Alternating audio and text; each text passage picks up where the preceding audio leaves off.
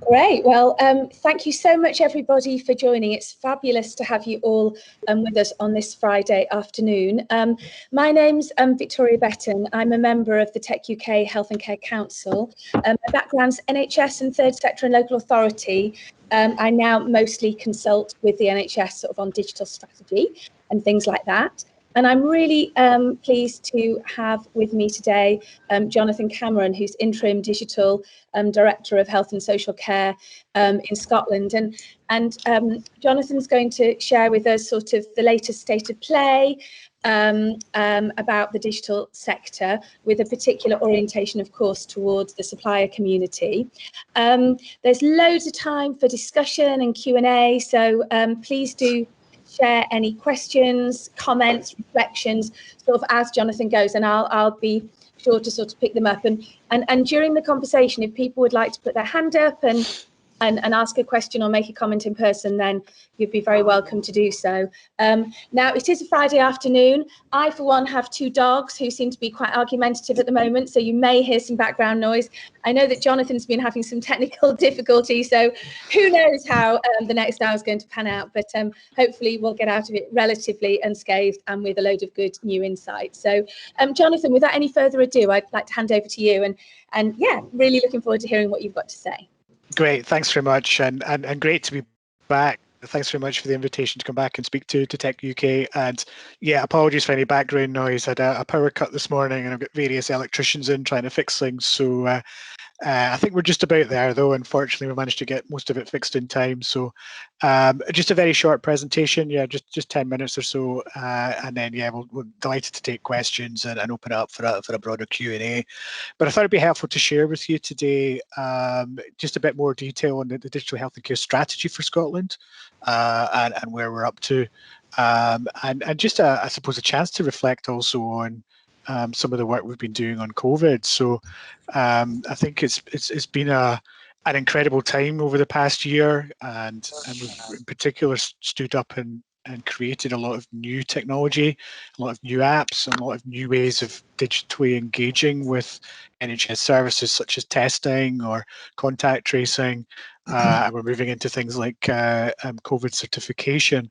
But I think the real emphasis for me has been just how quickly not just those working in the NHS or those working in social care have responded, but the way the industry has responded as well. And so I also wanted this opportunity to say a big thank you to everyone who has supported the COVID response and the work that's been done, not just in Scotland, but globally as well. And we're seeing great collaboration emerge from that, and great sharing of tools and things that we're all doing to try and to combat COVID. And I just wanted to reflect a little on some of the key lessons as I've seen them from the overall COVID response. And I think one of the things that really stands out is just that we've all had this collective focus. We've all had this unifying objective to say we've got to respond to COVID. And I think it's been really interesting when everyone's come together in this way, just what has been achieved. A couple of others that really stood out for me, the fact that we have to put people at the heart of this. So as great as technology can be, and as we get to the future of things like AI, all very exciting, but we have to have people at the center of it, and they must drive the use of technology. I was also really struck by the way that citizens have become data experts overnight. And we've seen a real increase in people demanding data or wanting to understand more what's happening. You know, pre-COVID, I don't ever remember daily updates in the news and so on. So it's a real interesting shift in the awareness of data and the importance that has. Touched already on pace and scale, and I think that's that momentum we need to keep going forward, although it does bring with it its own risks on sustainability. And we've also really seen an emphasis on software being good enough. And I think for me, pre-COVID, there was sometimes a tendency to keep adding to things or keep trying to make it better. And I think the big message for me in terms of release management is get something out there that's working, again, that very agile approach, and keep improving on it. And people will accept that and work with it. And I've stressed this last one in 3 words, but collaboration has been tremendous during the COVID period, and that again is something we don't want to leave behind. We need to keep that collaboration going, be that with our citizens, with our industry partners, but also with other international countries. And I think this all gives us an opportunity, not just for a significant legacy, but really just that momentum going into the, hopefully, what we hope will be the post-COVID world, and just how much digital has come up the agenda and how important digital will be to our overall delivery of health and care services. So a quick reminder that on the strategy itself. So we launched this in 2018 with very much a clear focus on citizens and the underpinning technology that we need to have in place. And what COVID has given us is an opportunity to refresh that strategy and reset some of the aims and thinking that's needed for digital. So what we're about to launch is a refresh of the strategy, and some of the key points I'm just about to share with you are going to be important components of that strategy that will be available soon. And what we've tried to do is really set around these 3 strategic aims here. And again, stressing the importance of citizens at the heart of what we are doing. But it's not just about the digital tool, it's not just about the app, it's also about the service that needs to sit around that and the support that people need to use the tools. And again, reflecting on COVID, we had a lot of success with our Connecting Scotland programme, where we were able to provide devices and support and training to encourage people to use digital tools to help close that digital gap. So that focus on inequalities is part of that citizen focus. On aim 2, I think just a couple of points to emphasise that we really want to emphasise safe, secure, and ethical. And the clinical safety of services is really important, and we're taking this opportunity to refresh the importance of clinical informatics, but clinical safety as well, and making sure that what is delivered is safe to use, and that in turn builds trust and, as it says here, confidence in digital technology. And there's other stakeholders in other areas that we always need to bear in mind, and we're certainly very keen to engage with the broader research community and innovators as well.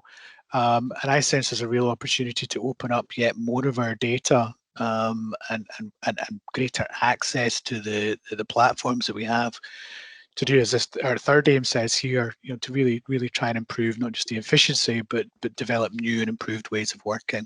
So I think we're on the cusp of a really interesting and exciting time where we could open things up more to really help all of us, but citizens, those that work in the health service, and those that need to use the data that comes from it. And just touching very briefly on some of the other points in the strategy refresh, we are really continuing to focus on areas like mental health and how we shift to prevention rather than treatment. And there's a particular strengthening of the links that's going on with across areas like community nursing and primary care.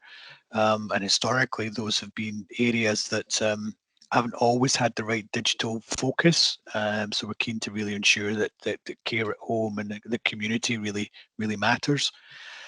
I'm going to touch a little on data in just a moment, but it's been recognised that there's not enough clarity around our data strategy in Scotland. So we're actually going to formally consult on a data strategy soon. And again, with that real vision of opening up data and making sure that data flows to the right places and that we make the most from data. And we've also looked at within the strategy refresh to include areas like ethics and human rights and a greater understanding of how we engage with industry, so that a commercialization approach.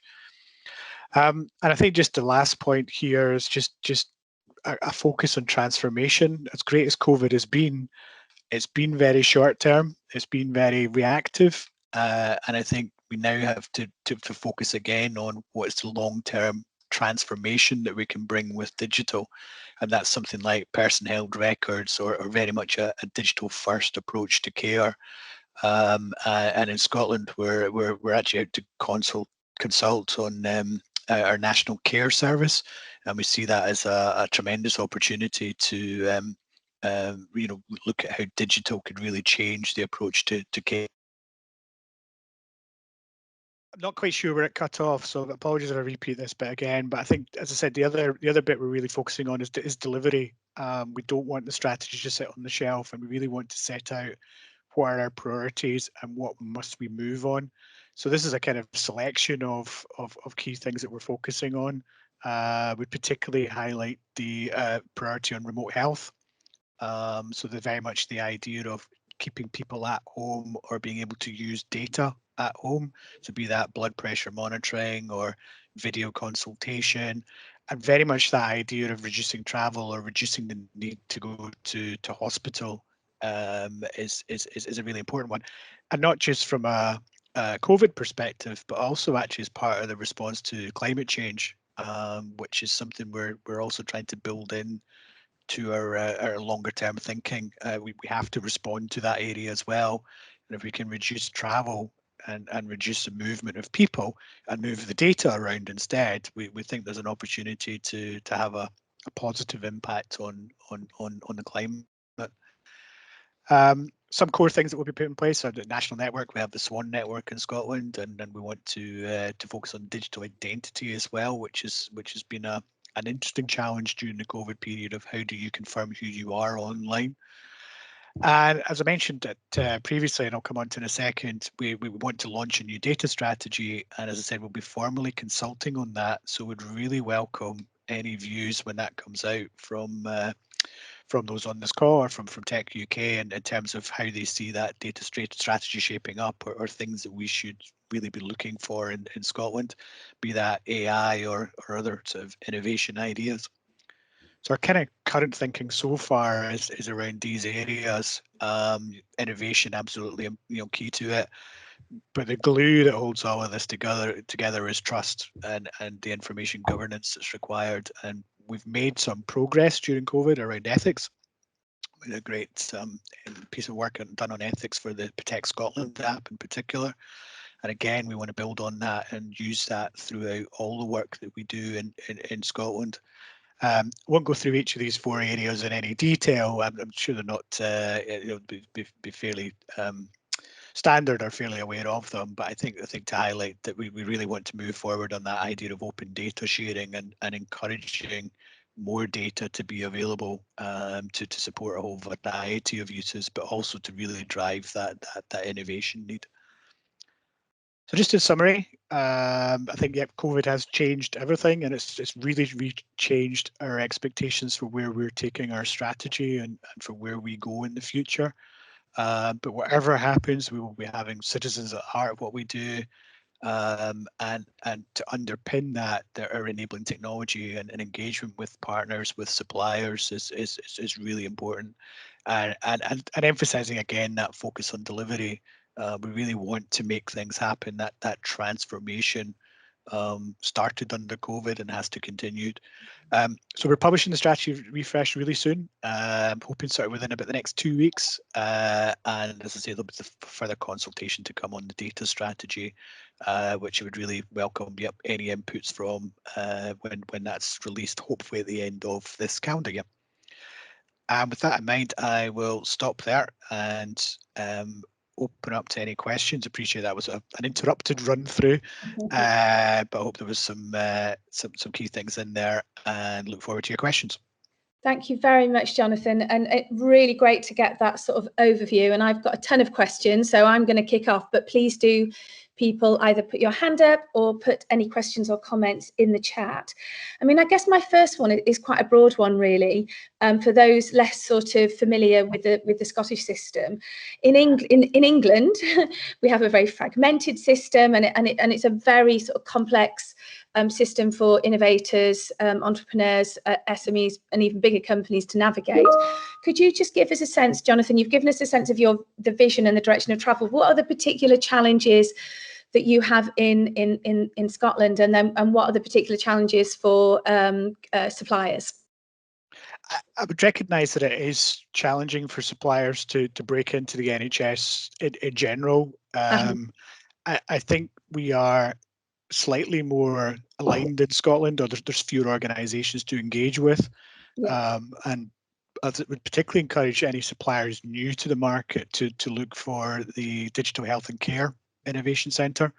We use them very much as a focal point for innovation and new ideas. The equivalent on the data side is the Data Lab, and both organisations are really geared towards particularly supporting SMEs and those that would have something they think could help the market in Scotland. In terms of health boards, we tend to work through National Services Scotland as the kind of the national procurement sort of lead. So many of the sort of major contracts, all the tenders or nearly all the tenders will be issued by National Services Scotland on behalf of the wider boards in Scotland. So it's certainly well worth keeping an eye on the various procurement announcements that are made there. So I think there are advantages though in terms of how we are structured. So that Scotland itself is based around territorial areas, so there's not individual mental health trusts or primary care trusts as there are in England. It's all geographically under the one organisation, which are then supported by national bodies. So NSS, National Services Scotland being one, National Education Scotland are increasingly doing work in digital as well, and they've got a real remit around particularly workforce and some of the work we're doing with citizens. And it's NHS 24 as well, have a strong presence in citizen engagement and some of the citizen facing work that needs to be done through our NHS Inform platform. So my advice was hanging in there. The last one just to highlight as well, which may also be of interest for suppliers, is our CivTech program. So that's CIVTECH. And that's actually a challenge innovation process where sponsors will put forward a challenge that they can't solve and essentially invite industry to solve it for them. But we found it's a great opportunity for bringing forward new tech, new ideas, but also really to support the growth of SMEs in particular, or those that are looking for their first customer or a first major customer. So it's always worth a look on that approach. And as I say, we've had great success in dealing with that. Thank you, Jonathan. Just to build on, you've sort of touched on data a few times, and Tom Adams in the chat has mentioned bringing data back for secondary use. Could you just tell us a little bit about, because it's such a controversial and difficult issue, isn't it, around access to de-identified data, but it's so important in terms of sort of innovation and bringing new solutions to market and so on. So could you just tell us a little bit about, if you're a company developing data-driven technologies, how would you go about accessing data or engaging with data in Scotland? So we're about to create a new body to really act as that focal point for that, known as Research Data Scotland. Okay. And very much the emphasis will be on working with not just industry and potential partners in that way, but very much the research community as well, in terms of access to that de-identified information or access to the right information that may help with with a particular challenge, particular interest that they have. But we also have spun up a number of programs, particularly in the AI world, and there's a number of innovation projects have been led. The biggest of which is known as iCared. Yes. Which is about the supporting the screening of information and how we apply AI to that. So there are a number of different innovations and projects that are often spun up and to try and understand what technology could we bring in. So we do have an open data platform that's actually run by Public Health Scotland, and so it's in addition to health information, we actually want to go beyond health and say, right, where do we do with care? Can we add housing to that? I think pre-COVID we had reasonable ambitions around that, and I think we had to put those on hold. And now as we try and come out of COVID, I think the opportunity is there to say, right, can we get back to publishing more open data or making data more accessible?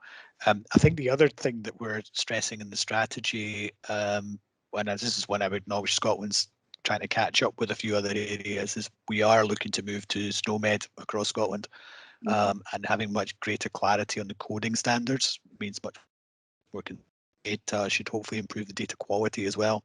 Because access to data is one thing, but if the data is not at the right standard or the right quality, then it's of limited value. So we're trying to make it easier for clinicians, for users, but also potentially for citizens to say, here's data I have, can we share it? But also making sure it's the right level of quality, the right and the right standards will help towards that. And Jonathan, thinking about sort of electronic patient records and then patient-facing sort of personal health records, portals, whatever word you might want to use, you touched on those in your presentation. Could you just expand a bit more on your sort of strategy for electronic patient records? We've got a question about, is there an aspiration for a single health and care digital record, which would make some people shiver, thinking of MP Fit days, I imagine. And another question about, is there an aspiration for a single Scottish-wide personal health or citizen record? So could you just take us through your approach for the clinician facing and the patient facing side of records? So I think underpinning all of this is our ambition around a national digital platform for Scotland that's set out in the strategy, and we've refreshed that as part of the new strategy to be much clearer about the different assets and things we want to bring together. What we are trying to do is develop very generic components that can be reused, but also then in turn have an API platform or an API gateway that will then make it much easier to bring in other systems and other sources. So there's a number of different things that we're trying to do in terms of, once for Scotland we're having a national identity, once for Scotland we've got things like our PACS system. Most Scottish boards actually use the same PAS system. We've got TrackCare from InterSystems, quite widely used. Similarly for out of hours, I'm actually just spotting one of my old colleagues from out of our world on here. So we use the Adastra system as an example throughout Scotland. So what we're trying to do is standardize on similar systems or the same system where possible, and where possible again deploy it nationally and then use it across all the different areas. In terms of single record, I always hesitate over the word single, so I think I would emphasize shared. And the reason for stressing shared is, from my perspective, records are kind of made up of lots of different sources. And I think as soon as you start talking single, you then lose, right, well, who's actually the information for, and what's the right way to use that. So what we're trying to do is, as they build up these different components, so we'll have a single medication record is very much a strategic aim for Scotland, but that then might be linked to other sources of information, the clinical record from the hospital or something from the GP system, or as I said earlier, something maybe that the citizen wants to add. So for me, our strategic aim is actually more about, can we get that two-way flow of data going?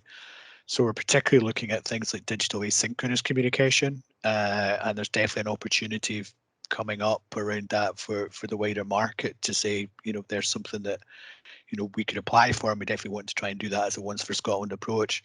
And our overall driver for that is to try and have a much more consistent citizen experience to being able to access digital services and being signposted to the right data and support.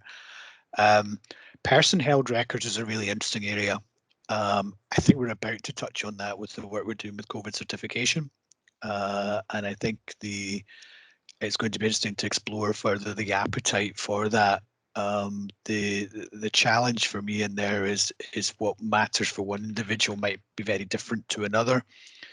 And at what point do you leave it to the market and suppliers to provide, or do you do something centrally that you can build from? So I think there's a lot more thinking to be done on that, but certainly we're keeping a very close eye on some of the innovation and ideas that are being brought forward on that, and I definitely see tremendous potential, but we're just not quite sure yet. Do we actually have the right solutions in place, but also how ready are citizens for that, with a view to making sure that we don't lose or don't leave behind those that can't take advantage of digital. So there's a real emphasis in Scotland on inequalities and making sure that we, no one left behind is a clear mantra there. So it's a bit of a watch this space. I think we just want to get our underpinning infrastructure right first and start making the right moves towards single identity, and what's coming in about a year or so's time is Digital Identity Scotland, which health services will then be able to plug into as well. So there's a number of things to come that will then make it much easier towards that ambition. And Jonathan, just building on, you've talked a lot about how sort of central the citizen is in your sort of strategy and your approach, and you shared with me the Scottish approach to service design, which is something I'm always super interested in. What I was really fascinated in reading it was your sort of focus on fiscal necessity on the business case, if you like, for service design. So I just wonder whether you could sort of just share a bit of your thinking about that, and then also just touch on what your expectations might be for suppliers and industry in terms of developing products there, the extent to which you'd expect them to incorporate design thinking into their approach with citizens. Sure. So maybe just for those that aren't so aware of it, we've published, or say we, Scottish Government published a Scottish approach to service design about 3 or 4 years ago, and we've used that really as a sort of framework for how we build digital tools, digital services in Scotland, and we actually have a chief design officer who's responsible for that, and it actually applies outside of digital as well, but it has a real digital focus in it. The fiscal point really comes in that if you don't go through this process, you then actually wind up spending a lot more time, energy, and then in the end money trying to fix the problems if you don't put the user at the heart of the journey right at the start of the process. So it's very much about starting from user design, user journey. Above all else, what problem are you trying to solve? So I would certainly encourage anyone in industry, to have a look at the framework. There's a lot of really interesting things in it. A lot of guidance that we use ourselves to help design our digital products. But it's not rocket science either. It is that simple thing of what the user at the end of the day being the key person that you must always have in mind. So we've seen some success with it. We actually used it quite a bit during our COVID response as well. And we've actually found a way of rapidly iterating on that and rapidly going through the user journeys. But there's more we need to do, and I think that's why, again, that strategic ambition of keeping the citizen at the heart is so important. But yeah, certainly from an industry point of view, I would encourage people to have a look at it, and I think there's a lot of advice and guidance that could be used in a number of places, not just digital on that as well. Really interesting to hear you've got a chief design officer. I want to find out more about that another time. Okay, so just related to building on your sort of points around what's expected of suppliers, we've got a question from Joseph in the chat saying, are companies expected to sign up to the Scottish Business Pledge? I don't even know what that is, so maybe you could say what it is first, and then maybe just say whether that's something that's expected of suppliers. So I have to confess that's not something I'm too close to because of my role in terms of engaging with the NHS and social care. I think it helps, but I don't think it's mandatory, if I can put it that way. But I think it's a useful signal to show intent or to say, yeah, we meet that. But if I was to get into the detail, I don't ever think it's specifically asked for in a tender for an NHS service, but there will be similar elements included in it. But I think we're always very interested to hear from suppliers who are interested to work in Scotland, who think they've something to bring, to Scotland, be that for health or care. And so, signing up to that pledge actually just helps signal that intent anyway. So it's always very useful to know if that's the direction or if that's something that you as a company are interested in. Thank you, Jonathan. I'm gonna switch gear now because you talked a bit about the COVID response, and I think the themes that you pulled out in that first slide will be very familiar to all of us. I think Protect Scotland is the app, the sort of contact tracing app. Could you just tell us a little bit about the impact of that app? Clearly in England there was a lot of controversy about the contact tracing app over here, where, well, I'm based in England, but it would be really interesting to hear a little bit about that, what the take-up and the impact has been, and also what opportunities there are for suppliers in that sort of contact tracing sort of space.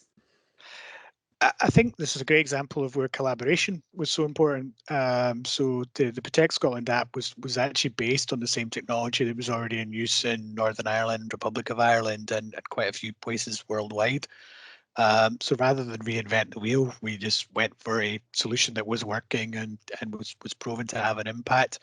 So we've had a good uptake on it, and more importantly, though, I think it's helped reinforce the messages of social distancing, of being aware how long you may be in close contact with someone, So we always went into that thinking it's an extra tool. It was never the cornerstone of the response in Scotland, and we've always, you know, kind of stressed digital has been there to support or enhance the response. It's not been central. So I think we've had a really encouraging response to it. We haven't seen the same tail off or stopping of it as has been seen in England, because I think just it's been viewed slightly more positively. But I think contact tracing is an area where, yeah, we may have gone as far as we can on that. And I think for me, it's now about, right, what's next in, you know, either the COVID journey or as we come out of COVID, you know, I think how are we going to remobilize and support the NHS to recover? So there's things like, you know, the backlog of operations that are there. There's the, you know, the support for people that's needed. So I think we learned a lot from that process, but actually what was really interesting again was the international collaboration. So Scotland actually hosts the federated server for the UK apps, so the triggers and signals should be moving across the entire common travel area. You know, it's all managed and run by Scotland. So we've used that as a real opportunity to continue to work together with our other four nations to then say, you know, we need to work together on COVID certification being the latest. But again, as we come out of COVID, there'll be other opportunities and other things that we need to work on and continue to improve on. And in terms of suppliers, yeah, I think just be, you know, aware of other opportunities coming up, and again, certainly always very interested to hear of new things that may either help with the COVID response itself, or, as I say, I think the real opportunity lies in supporting the recovery and the remobilisation of more day-to-day tasks within the NHS and in care. Thank you for that. And I'm just going to go to the chat. We've had an interesting question here from Tom. So he says, we've looked at successes in other sectors about how to engage people. Could a customer relationship managed approach for health and care, so like an Amazon type experience, but with a proper security, safety and interoperability wraparound work well? Tom, I don't know whether you'd like to just come in and sort of ask that question in person, because I think that is an interesting one. Could we invite you to come off mute and maybe just sort of say that question in your own words? Hello. Hopefully you can see me and hear me. Hello, yeah. Tom. Thank you. Hi, I'm Tom Adams. I'm a solution architect working with CGI. So I've worked in health and social care, IT for my entire career. So it's just about how do we engage not only the patients, but also the citizen and their circle of care. And we've got to get better about the tooling in which we do that with. You know, so many healthcare IT systems are clunky. You know, you have to always log into different things to, you know, find out what's happening with you. So could we think about a different approach based on, you know, fairly well established, mature solutions out there to engage customers? I know customer is a difficult term in terms of health and social care, but taking that customer approach to patient experience and patient engagement. Well, thanks for that, Tom, and a great question. So strategically, what we're looking at is what we're broadly calling the digital front door. And at the heart of that is, you know, much of what you've just touched on.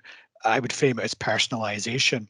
So one of the things we're not great at in the NHS is trying to adapt the IT digital tools that we have that best suit that individual or that circle of care. You know, so you're absolutely right, those groups of care.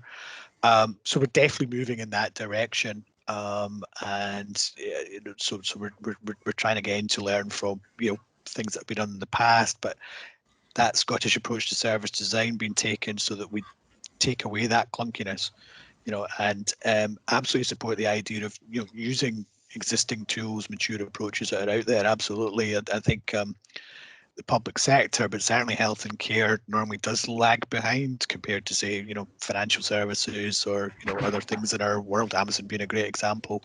So I think, yeah, that's absolutely the direction of travel we want to take.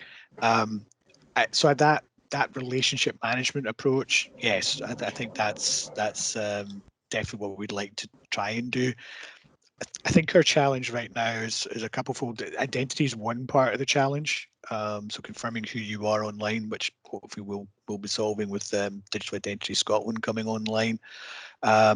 But also just what services matter most. So you could target a few obvious ones, but you know, it's getting all the services on that are needed in a consistent fashion is going to take some time. So, but I absolutely welcome your question. You're right. Also, really important to note security. So cyber remains absolutely a big focus for us in Scotland, and in fact, we've just created a cyber centre of excellence for health. Again, led by NSS, but that's with a view to getting on the front foot, if you like, around response to potential threats, but also to grow and develop and nurture the staff and the talent for the future. One of the other challenges we have related to all of this is simply getting the staff or the resources of the people available. I mean, in particular areas like cyber, we find we're competing with, you know, private sector, financial services in particular in Edinburgh. You know, we can't compete with the salaries around that. So how are we going to take a different approach to solving that? So it was great to point out to security on that as well. So thanks for that. Thank you, Tom. We've got a question here now about elective care, and I, you know, like everywhere, I guess you'll have a backlog of elective treatment. What are your plans to sort of manage that sort of recovery, and where does digital play a part in this, Jonathan? So thanks for the question, Paul. So yes, I mean, digital has a key part to play in that, and we're actually looking at the role that AI could play in understanding either, you know, supporting the triage process or optimizing how theatres are used. So we see, you know, real potential opportunity in there. We also want to get much better actually at pre-op. You know, the simple things of, is the patient actually ready for, you know, the surgery or the elective thing they're about to undertake? And we think that, you know, again, if we could get much better at even simpler steps of consent questionnaires and being ready for your operation, you'd actually potentially reduce the number of cancelled operations or problems further down. There's no magic wand. And as we're still trying to respond to COVID, you know, the recovery from elective is going to be a challenge. We've just set out actually the NHS recovery plan in Scotland, and there's further work ongoing specifically for this autumn winter around, you know, what steps can we take to resolving that. But definite potential, definite opportunities for digital to play a big role in that. But again, making sure we put the patient, the citizen at the heart of that process. And Jonathan, I apologies if you've said this already. So I get that you have like a joined up procurement system, which I'm sure is very welcome to everyone on the call. But if someone's got an idea, a solution, and it's not about responding to a tender, but it's about, you know what, we've got something that we think could really help the system. Where's the best front door for people to go? Is it the Digital Institute for Health and Care, or is it somewhere else? Digital Health and Care Innovation Centre is That's definitely a good starting point. Okay. So they've got actually they've got a sandbox environment where they're trying various things out. And there's, so again, in fact, one of the things they're looking at is person-held records, you know, how we do that work. So rather than it just being ideas and discussion, they're trying to take that and actually, you know, can we start linking things together? Can we at least try it out? And we've had particular success with ScotCap, which, so that's the capsule camera. So that was really first rolled out in Scotland before it's now gone on to roll out to the rest of the UK. And that started in DHI, in the Digital Health and Care Innovation Centre, as can we try this idea out? We think it may work. So we really want to encourage that pipeline of innovation to come through, and not for it just to be innovation, but then to be the idea that scales up and rolls out across Scotland to really make a difference. So we're working with you know, a number of the boards around just how we take it from good idea to actually really making a difference, and can we shorten that time scale that traditionally has taken a very long time. CivTech as well as the other organisation, I think they're always, you know, willing to hear from ideas or to be signposted into the right routes. Innovate UK also have a number of projects in Scotland, so again worth a route just keeping an eye out for those type of projects or ideas that are coming to the fore through that route as well. Thank you, Jonathan. We've got a question from Kevin about intelligent automation, and could you, we've touched on data, but could you just tell us a little bit around your plans around intelligent automation, either patient-facing or as Kevin talks about, sort of back office workflow sort of application to underpin frontline services and hopefully release some capacity. Sure, Kevin. I don't know if you want to come in, but I'm hoping we refer to it as RPA. So I'm hoping that's the same thing, or is that slightly different?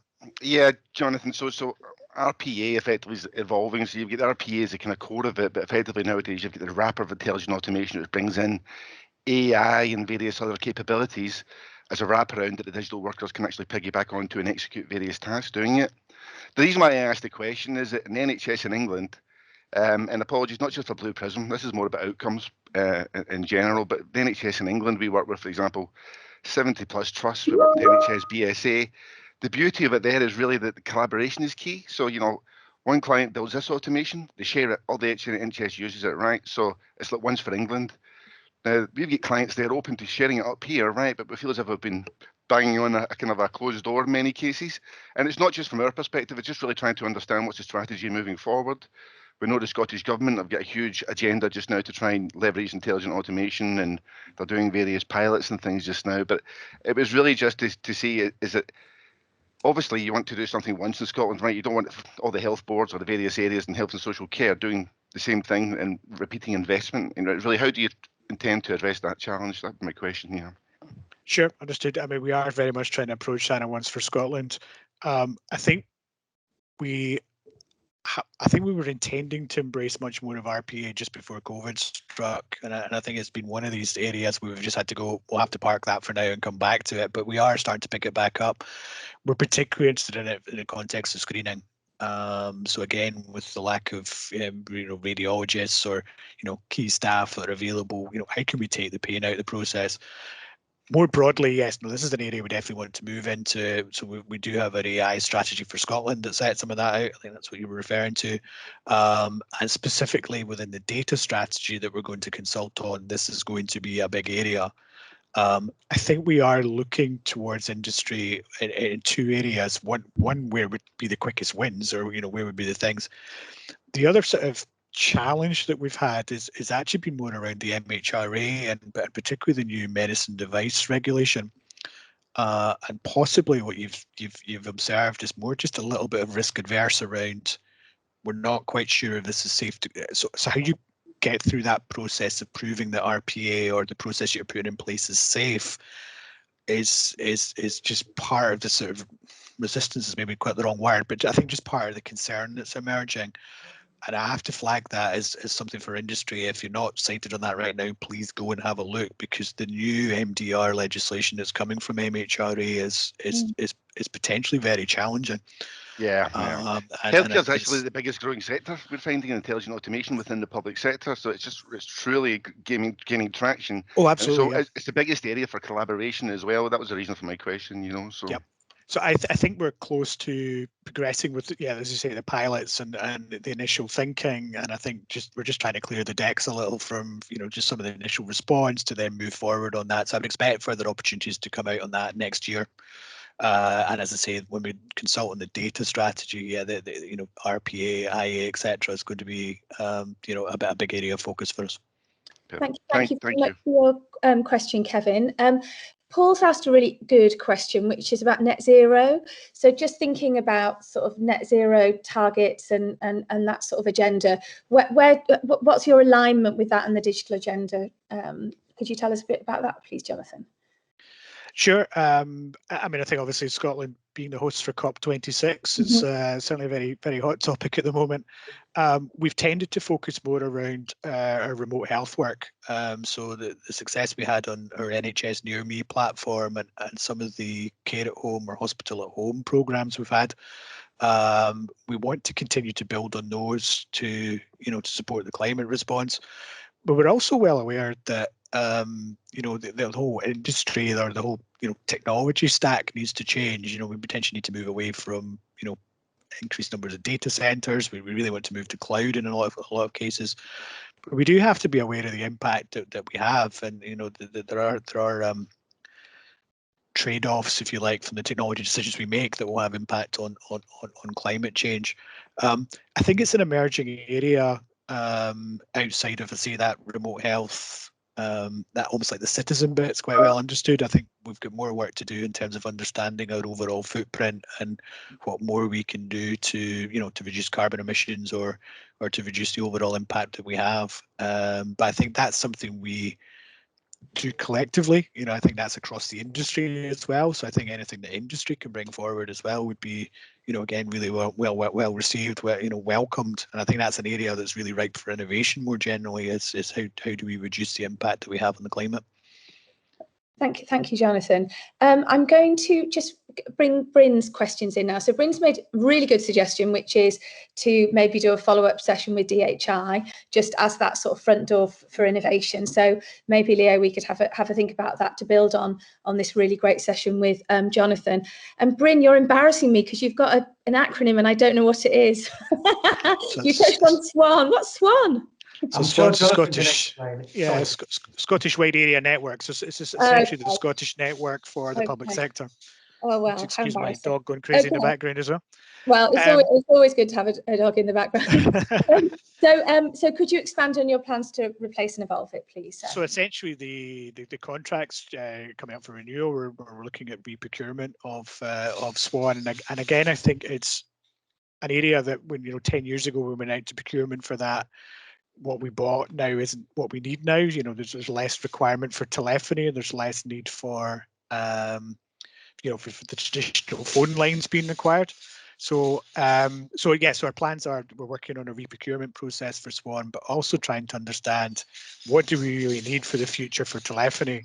And having one of those Friday afternoons. So what do we need for the future for our underpinning network? So it's not just health and care that actually uses SWAN network. It's Scottish Government itself. It's a number of our local authorities. It's a number of public sector partners. So it's a great example of a cross collaboration in technology. It was originally created to try and reduce the barriers to sharing information. So we don't have to worry about being on different networks and firewalls and things. We're trying to take some of those barriers away. We want to continue to do that. So reducing the barriers is going to be part of that reprocurement for the SWAN network.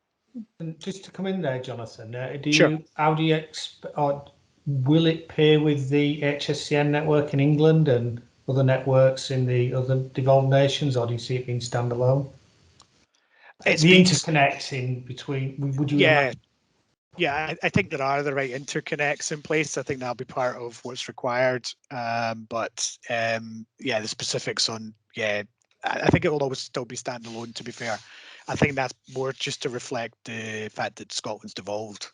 And I think just the direction of travel has been taken. But yeah, we're certainly exploring already across the four nations more or a greater volume of data sharing. And so the connectivity should be there. Thank you, Jonathan. Thank you, Bryn, for that question.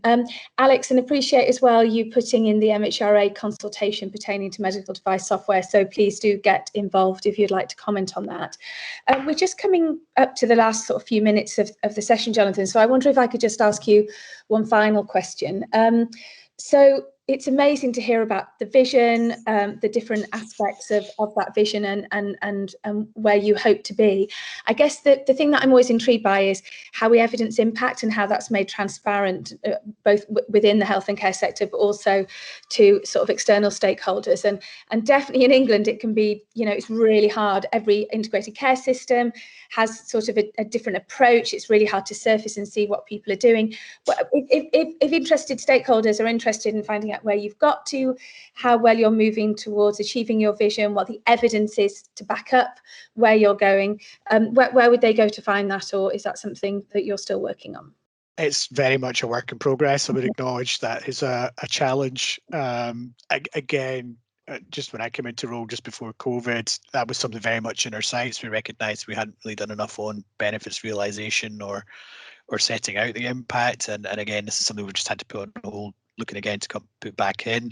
It's going to come in through the strategy refresh. We're looking at various things around new websites and improved communication, improved engagement, continued engagement. We have partnered with a number of academic organisations, so University of Edinburgh, University of Strathclyde. So there's quite a number of routes through academia where we're certainly setting out, here's the impact we've had, here's what we've tried to achieve. And so there are, published papers and various things available, but there's certainly not something just yet that would say, across the totality of digital health and care, do we have a clear understanding of the impact we've had? No, I think, to be honest, we're working towards that, but it is something we're firmly in our sights, and certainly keen at the very least to share the good news and the progress we've made in a number of key areas. But that's work in progress, but looking forward to putting that in place. Thank you very much, Jonathan. Listen, we've got 5 minutes left, but I'm going to grant you on a Friday afternoon the gift of a 5 minutes back. And someone's just asked a blooming question, just as I was about to do that. So yes, I think you're just making a point, aren't you? But Scotland's a small country, but a great country. There we go. That's a good place to finish. And I do think, it's really reassuring actually to hear about that sort of joined up approach, and that you've got all these domains sort of in play alongside each other. So Jonathan, thank you so much on behalf of Tech UK and everyone on the call. If we were all sat in a room together, we could give you a round of applause, but that probably won't work. But very much appreciate your time, and thank you to Leo and Alex for organising this session. Great, no, thanks very much. Really appreciate everyone's time. And I hope one day we're able to meet in person. Indeed. Yes, I hope there's an invite up to Scotland. And have a lovely weekend, everybody. Thank you very much, everyone.